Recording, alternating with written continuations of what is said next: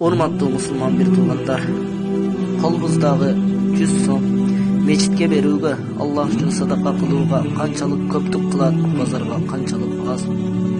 Мечитте олтуруп 1,5 саат зикир кылуубуз биз үчүн бир жума өтүп кете тургандай узак сезилет. 90 мүнөт футболду көңүл токтук менен күзөтүп, кандай өткөрүп жибергенибизди билбейбиз. Эгер футболдо кошумча убакытка өтүлө турган болсо, канчалык толкунданып турабыз. Рамазанда кошумча намазды узак деп кылабыз. Дуада канчалык сөздөр табылбайт, гыйбатта ушунчалык куюлуп келет. Курандан бир бет окуу канчалык кыйын, гезиттерден 30 бет канчалык оңой. Мечитте бир нече мүнөт отуруу кыйын, сыналгынын сериалы канчалык аз.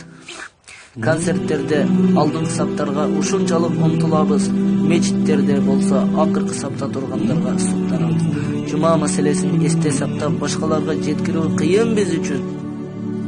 Гыйбат ушактарды ташып жүрүү канчалык оңой.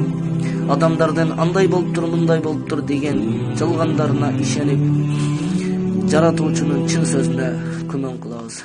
Дүйнөнүн аркынан материалдарын үмүт менен күтүп, намаз убакыты дээрлик өтүп кетсе деле даярдык көрбөйбүз.